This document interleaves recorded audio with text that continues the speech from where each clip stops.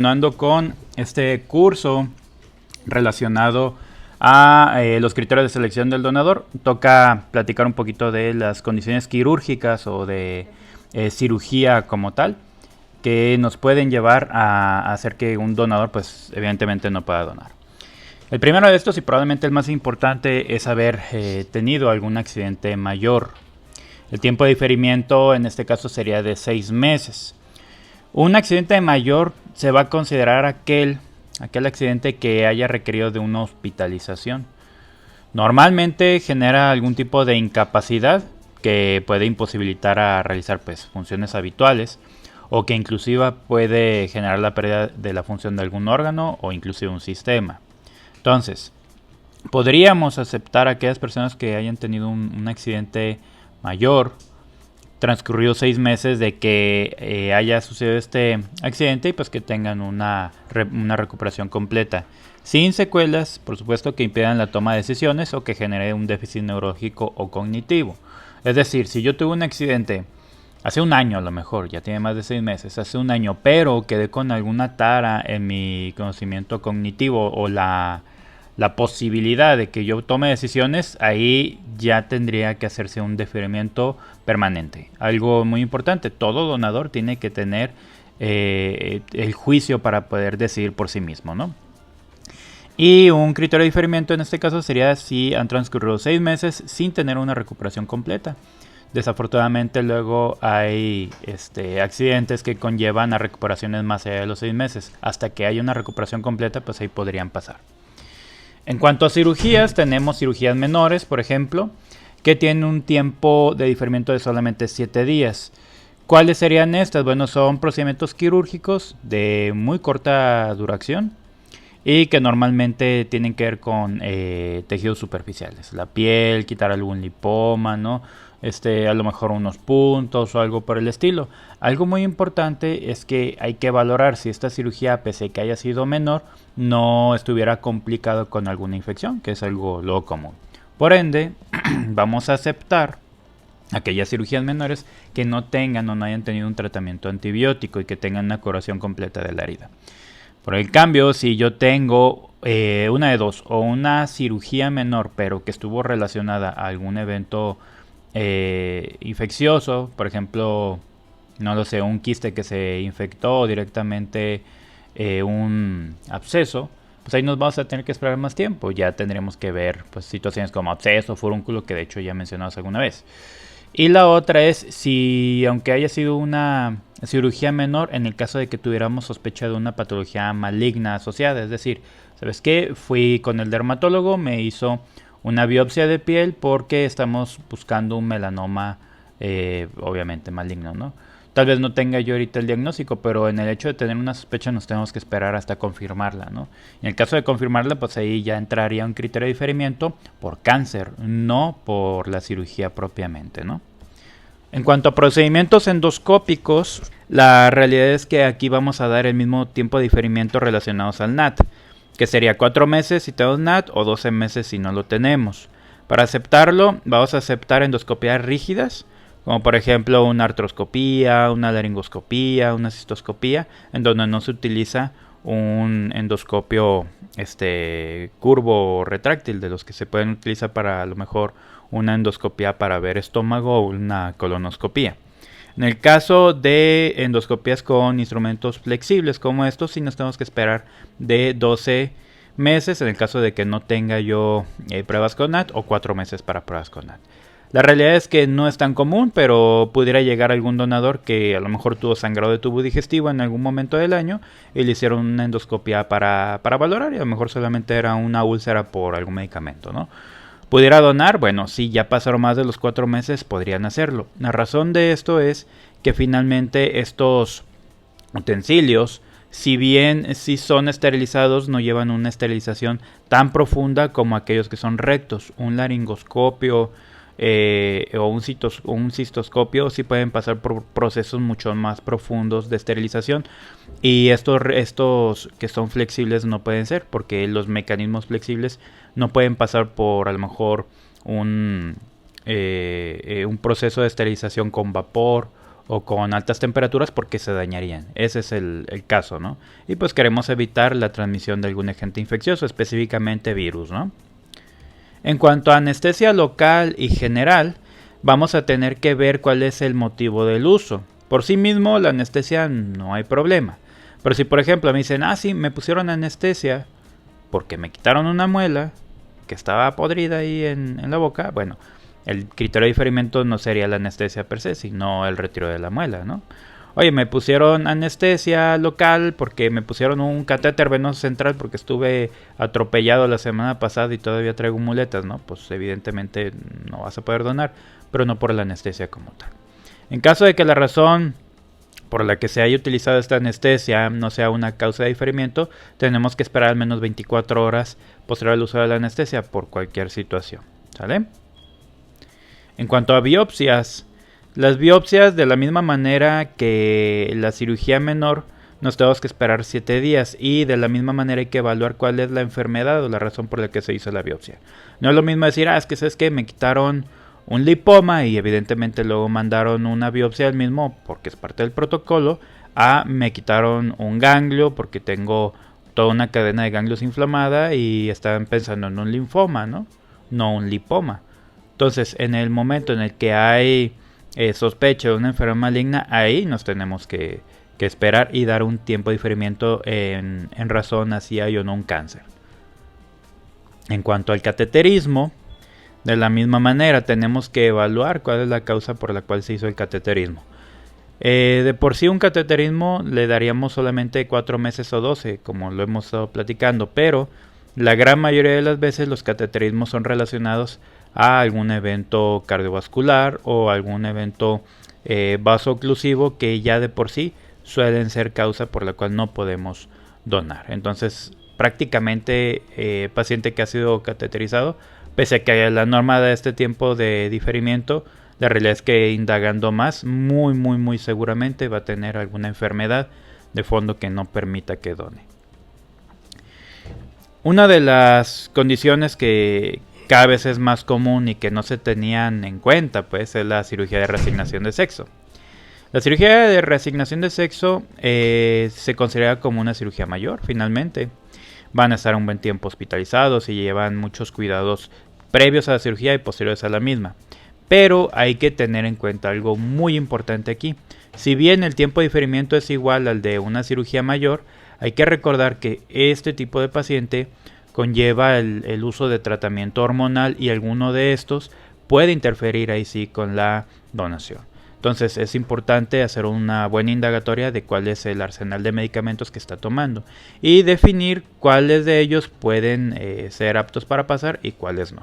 Ya de medicamentos hablaremos más adelante. Y en cuanto a cirugía mayor propiamente, pues definitivamente son los 6 meses, ¿no? Similar a lo que vimos en el accidente mayor, ¿no?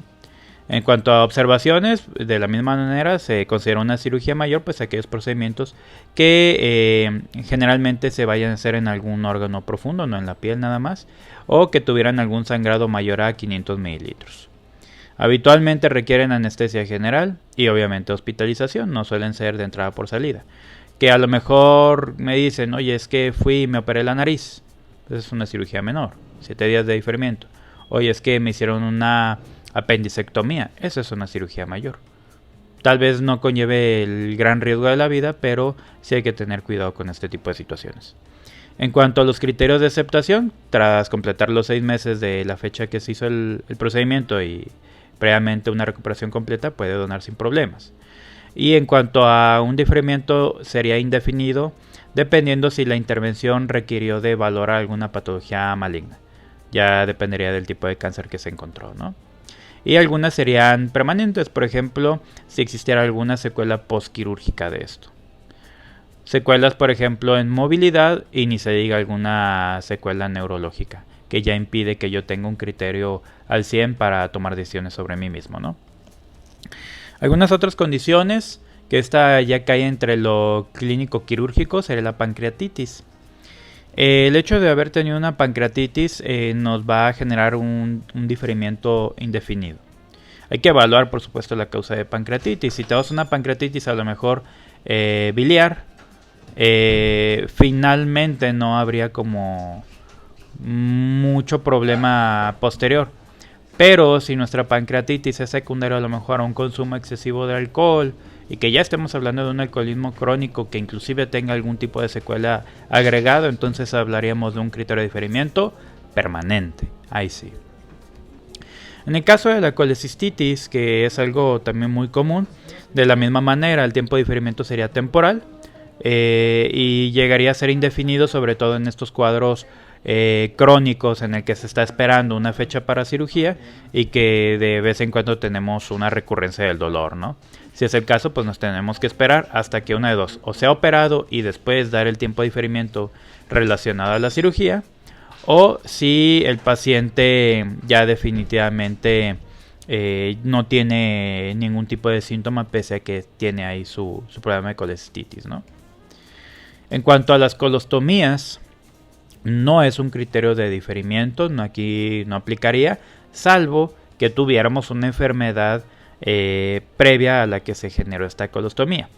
Si por ejemplo yo como donador tengo una colostomía porque tuve un accidente, por un accidente automotriz o una herida por arma de fuego, no lo sé, no habría ningún problema. Pero si yo tengo una colostomía, me quitaron el colon porque a lo mejor padezco de un colon ulcerativo crónico inflamatorio, una enfermedad de Crohn o un cáncer de colon, pues definitivamente ahí sí tendríamos que hacer un diferimiento, no por la colostomía, sino por el hecho que me hicieron esa colostomía, ¿no?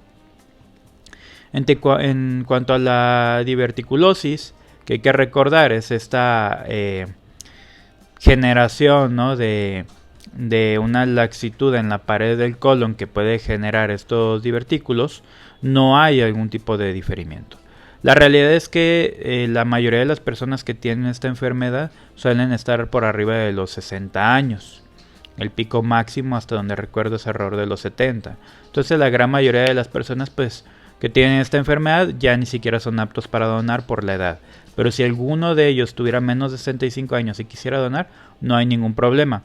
Salvo uno, que esté tomando algún medicamento en el tratamiento que nos impida el poder donar. Dos, que por estos divertículos haya sangrado y que tengamos cifras de hemoglobina hematocrito bajos. Y tres, y muy importante, que no tenga signos o síntomas de dolor. Y muy importante, de inflamación o infección. Porque finalmente el tener una diverticulosis podría generar una diverticulitis, que no es otra cosa más que la inflamación de estos divertículos, que a veces puede requerir hasta cirugía. Entonces hay que evaluar, aunque en la vida diaria es muy raro tener algún donador con esto, ¿no? En cuanto a enfermedades gastrointestinales, pero no infecciosas, los diferimientos pueden ser múltiples. Ya directamente pueden buscar las enfermedades como tal con estos códigos que vienen aquí, que sería 121 para gastrectomía, gastritis 122, hernia hiatal, póliposis intestinal o litis vesicular, que todas estas se van viendo directamente en la guía. En cuanto al tiempo de diferimiento, sería dependiendo de la causa, por supuesto. ¿A quiénes vamos a aceptar? Aceptaríamos a enfermedades gastrointestinales no infecciosas y que sean curables, ¿sale? Siempre que no confiaran en algún síndrome de malabsorción y que el día de la donación se encuentre sin ningún tipo de síntoma grave. Ahora, si por ejemplo yo tengo una gastritis crónica que estoy tomando omeprazol y no tengo problema, pues seguramente puedo pasar sin gran problema. Pero si a lo mejor me hicieron una gastrectomía, quedé con un déficit en la absorción de nutrientes y a lo mejor estoy muy limítrofe para poder donar, tal vez todo me esté indicando que pudiera hacerlo, pero sabemos que este donador va a tardar mucho más tiempo en recuperar la cantidad normal de hemoglobina que hay, si es que la tiene bien. Entonces ahí quedaría a criterio médico la decisión de que pueda o no donar. Entonces aquí está, ¿no? ¿A quién vamos a aceptar? Pues a gastritis, úlceras pépticas, hernia hiatales, alguna enfermedad por reflujo gastroesofágico, inclusive el síndrome de intestino irritable, siempre y cuando no tenga síntomas en el momento, o alguna esteatosis hepática o enfermedad hemorroidal, que no tenga una hemoglobina baja. Tranquilamente hay pacientes que luego llegan a consulta por otra situación, con anemia muy profusa, y preguntamos, oye, ¿tienes algún tipo de sangrado? Sí, tengo hemorroides. Y a veces llegan con 8 o 6 de hemoglobina por sangrado hemorroidal. Sangrado muy importante, por supuesto. ¿Quiénes íbamos a diferir?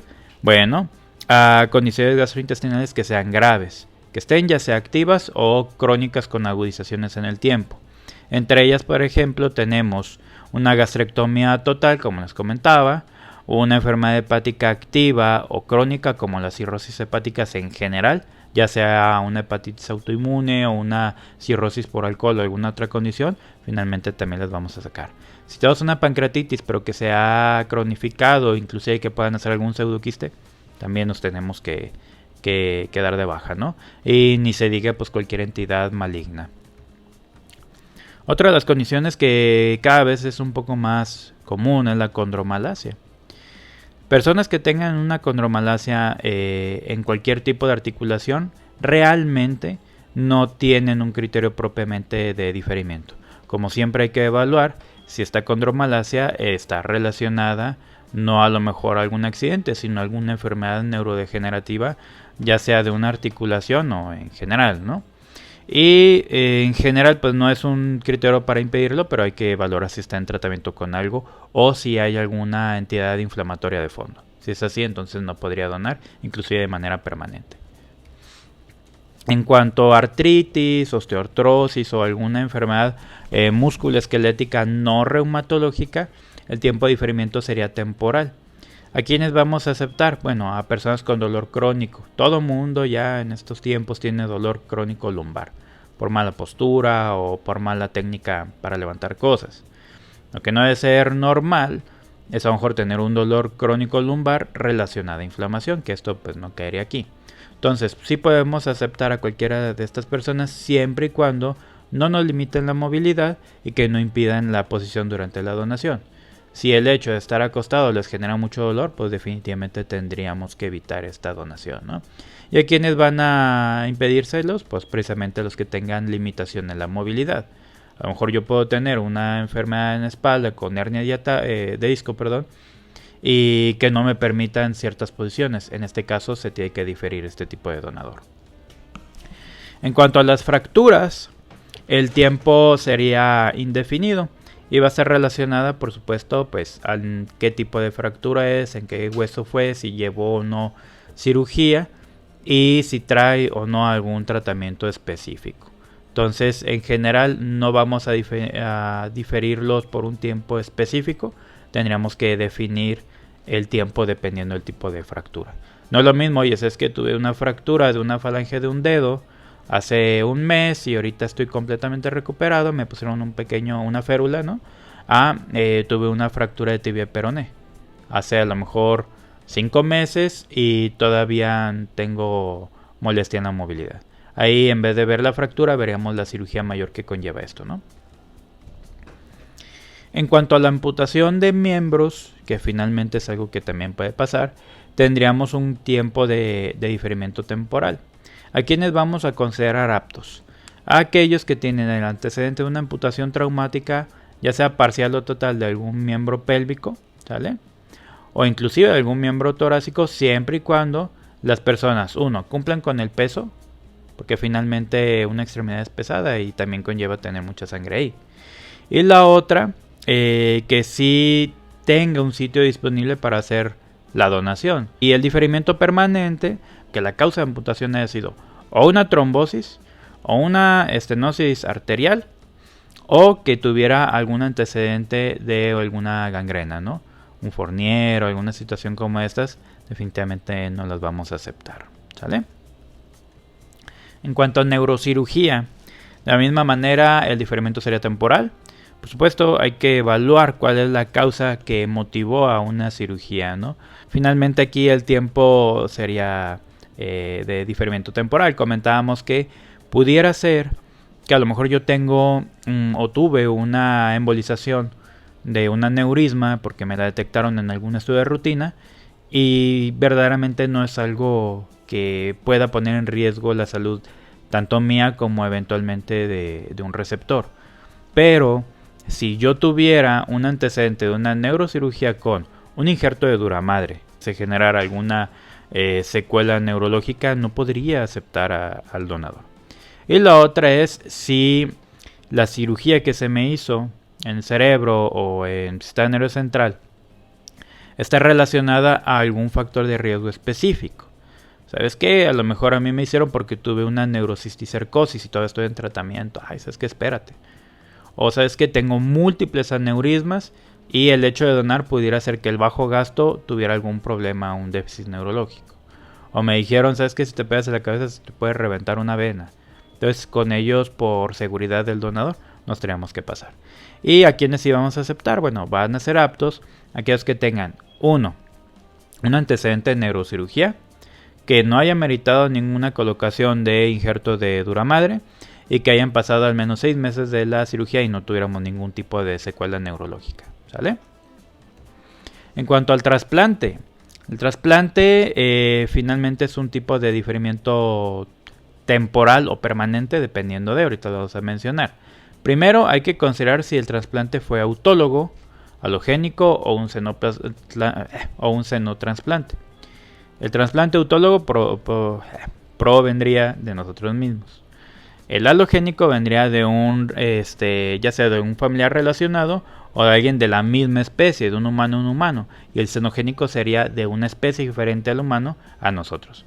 ¿Cuáles serían los xenotrasplantes? Que sería como el raro, ¿no? Pues a lo mejor de alguna válvula cardíaca que provenga de cerdo y demás, que es algo que en los últimos años cada vez es más común, ¿no?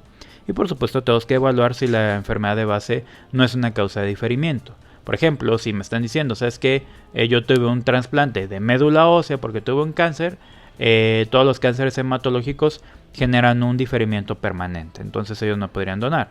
¿A quiénes vamos a quitar entonces de manera permanente?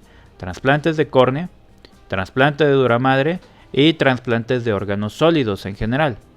Una, porque este tipo de trasplante muchas veces conlleva el uso de medicamentos de manera crónica y la liberación de citocinas de manera crónica, que estas sí le pudieran generar problemas al eventual receptor. También se daría algunos trasplantes autólogos y halogénicos de células progenitoras hematopoyéticas, por lo que les comentaba previamente. ¿A quiénes seríamos de manera temporal? Bueno, aquellos que generan un trasplante o injerto de hueso, de ligamentos o de piel de origen humano, pero que no sea cadavérico. Hay algunos bancos de tejidos donde se puede hacer esto, ¿no? También se diferirá de forma parcial, pues hasta completar 12 meses, el injerto que se encuentre en condiciones adecuadas para la donación. En caso de que haya sido un xenotrasplante, con ellos no podemos tampoco. En general, el trasplante mayormente nos impide el poder donar, ¿no? Ahora, en el contexto del trasplante, ¿qué pasa con el que estamos hablando aquí de la persona que ha sido trasplantada? Pero ¿qué hay del donador como tal? ¿No va a poder donar sangre? La respuesta es que sí podría. Por ejemplo, si yo soy donador de órganos y doné un riñón a un hermano, pues nomás no tengo un riñón. Tomaríamos el criterio de diferimiento de una enfermedad mayor, una cirugía mayor, que sería de 6 meses. Si al cabo de los 6 meses yo estoy completamente normal, pudiera donar, porque realmente yo no requiero una intervención posterior, ¿no?, a la cirugía. Que a veces esto sí ha pasado, no es muy común, pues, pero seamos francos, si yo doné un órgano, un riñón, pues donar sangre seguramente también lo va a estar haciendo, ¿no? Es para el mismo familiar o de manera altruista. Entonces no hay que limitar este tipo de donador. En cuanto a hemorroides o enfermedad hemorroidal como tal, el tiempo de diferimiento va a ser temporal. Van a ser aptos siempre y cuando estén asintomáticos y que tengan alguna molestia que sea mínima y pueden estar con o sin tratamiento, pero que sea de manera local. ¿A quiénes vamos a hacerlo indefinido? Pues aquellas personas que han tenido pérdidas sanguíneas frecuentes, que obviamente estén muy limítrofes o que tengan una hemoglobina por debajo del límite inferior para poder donar, y por supuesto que tengan algún síntoma de dolor agudo, ¿no? En cuanto a la cistitis como tal, este sí tiene un tiempo de diferimiento que sería de 14 días. En el caso de que recibamos algún tratamiento antibiótico oral, se va a diferir al menos por 14 días y hay que estar buscando que tengamos una recuperación completa. De la misma manera, aunque este es un poquito menos común, hay que investigar si la cistitis no está relacionada a algún cáncer de vejiga o alguna otra situación. Si no, pues entonces tendríamos que irnos por ese lado, ¿no? En cuanto a enfermedades geniturinarias, aquí tenemos que hacer un pequeño paréntesis. Si bien podemos tener una pielonefritis aguda o crónica o alguna infección en general, siempre hay que estar muy pendientes en infecciones genitourinarias que no estén relacionadas a infecciones de transmisión sexual, ¿no? ¿A quiénes vamos a aceptar? Bueno, vamos a aceptar en condiciones agudas que estén autolimitadas, que tengan una función renal normal, que pudieran ser una cistitis aguda, a lo mejor alguna pielonefritis aguda, y que ya hayan transcurrido al menos 7 días del término de tratamiento, ya sea con antibiótico o con medidas en general, y que estén asintomáticos. Por ejemplo, una poliquistosis renal o alguna malformación con una función renal normal también puede ser aceptado, o alguna infección aguda como una uretritis, una epididimitis o prostatitis en general. De la misma manera nos vamos a esperar 7 días al haber terminado el antibiótico. Quistes ováricos, que también luego es algo muy común, si no tienen ningún riesgo de malignidad pudieran pasar, claro, siempre y cuando no tengan dolor o que hayan condicionado sangrados que tuvieran una hemoglobina baja. ¿A quienes no vamos a aceptar? No vamos a aceptar a cualquier afección que nos dañe el riñón y que disminuya la tasa de filtrado glomerular, ya sean glomerulonefritis, pielonefritis crónicas o inclusive una insuficiencia renal crónica, una enfermedad renal crónica. Y de manera permanente vamos a excluir personas con vejiga neurogénica y que tenga un aumento de riesgo de infecciones urinarias de repetición.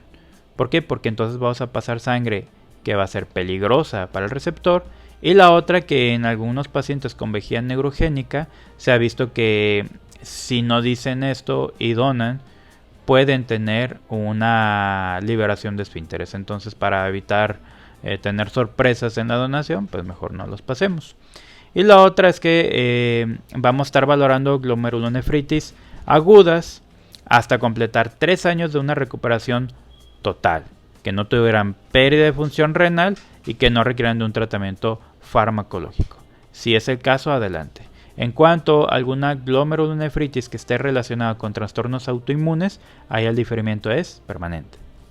En cuanto a cesárea, embarazo y aborto, nosotros vamos a darles un tiempo de diferimiento de 6 meses.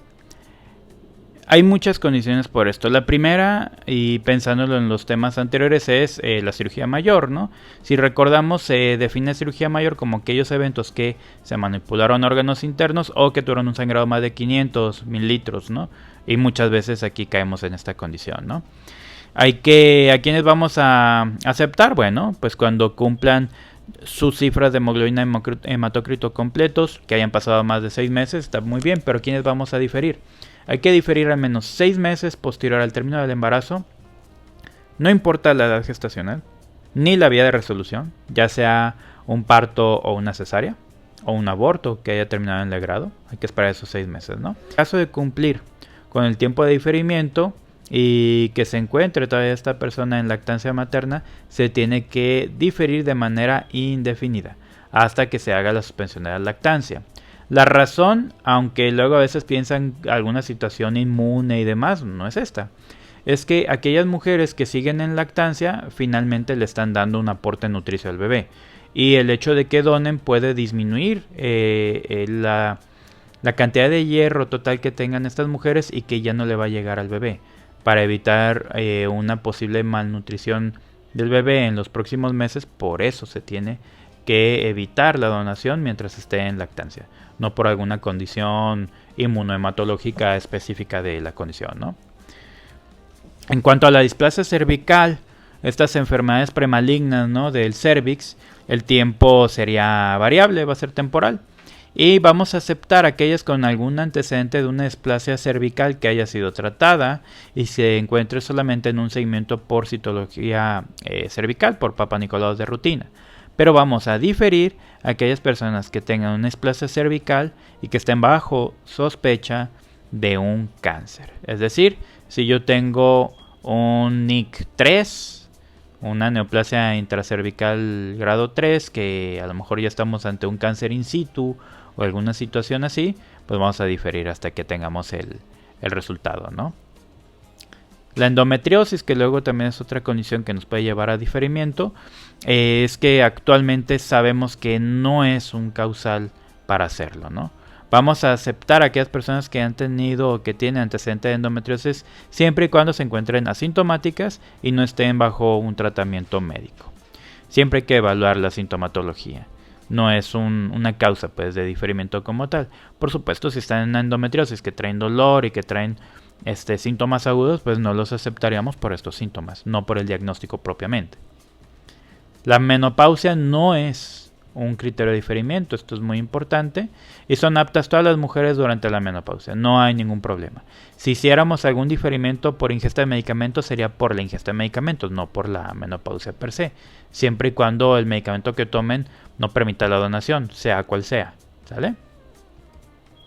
Y en cuanto a la menstruación, de la misma manera, no es causal para evitar la donación. También hay que investigar la ingesta de medicamentos y, por supuesto, si la paciente tiene o no algún síntoma relacionado. Si los tienen, hay que invitarlas a que acudan cuando no tengan ya sintomatología. Si no es así y cumplen con la cantidad de hemoglobina y hematocrito necesario, pues pudieran donar sin problemas. Uno importante, aunque es muy raro, es la mola identiforme.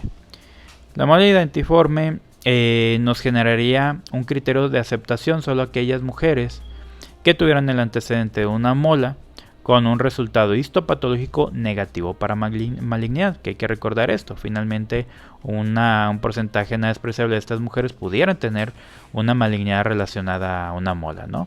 Y por supuesto que hayan transcurrido al menos 6 meses del evento y se encuentren sin un tratamiento farmacológico. Recordemos que mucho del tratamiento en este tipo de enfermedades es el uso de antimetabolitos como el metrotexate, ¿no?